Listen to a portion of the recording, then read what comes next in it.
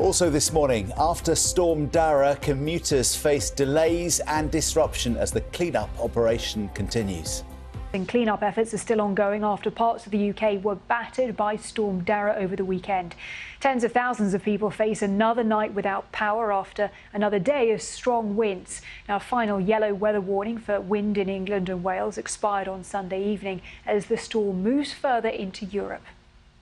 West Ham say Michail Antonio, who was seriously injured in a car crash on Saturday, has undergone surgery on a lower limb fracture. The striker, who is the club's all-time Premier League goal scorer, had to be rescued from his car after the incident in Essex. West Ham have said that he's due to remain in hospital over the coming days.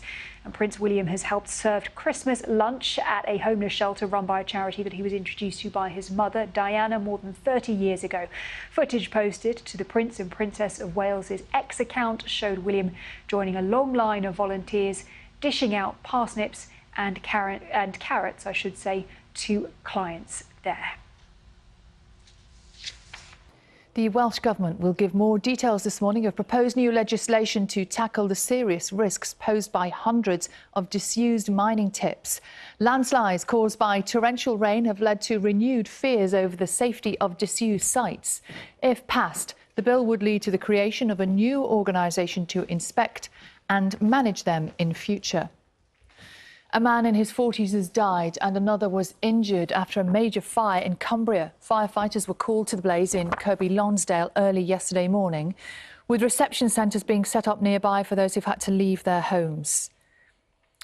The Chancellor, Rachel Reeves, says she wants a relationship with Europe built on mutual trust and respect ahead of a meeting with her counterparts in the EU today. She will be the first Chancellor to attend Eurogroup talks since Brexit. Let's have a look at today's newspapers, starting with The Guardian.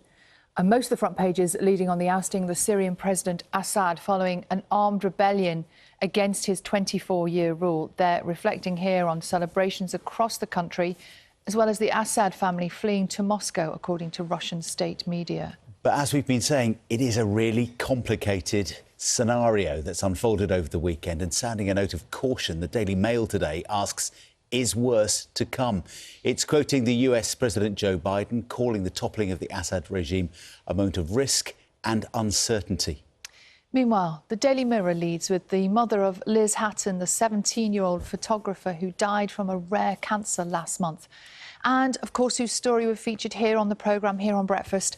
Her mum, Victoria, has thanked the Princess of Wales for making her daughter's dreams come true during her final months after she met and hugged Liz in October. Oh, and 'tis the season to be jolly windy. We know that.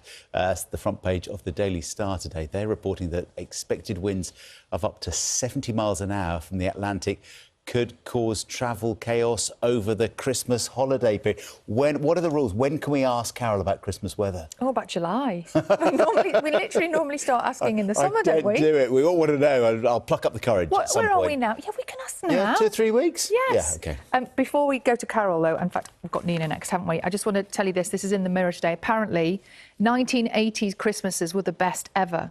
This is according... We knew that. But it's according to a survey of the over 35s. So I wonder, because Christmas music was better, Christmas TV was better, and the presents were better too. And the food? I was just going to say the food was not better, was it? I think the food's Although probably the food better. was like lots of things like trifles and like prawn cocktails and sausages on sticks. Basically the same as food now. Do you know, a bit later we're going to be opening up the new Christmas copy of the Radio Times and finding out what's going to be on the box this weekend. Talking to Caroline about what we can be looking out for. What do we ring in our papers? And still to come, we'll take a look inside the first facility to be fully licensed to grow, manufacture and supply medically approved cannabis.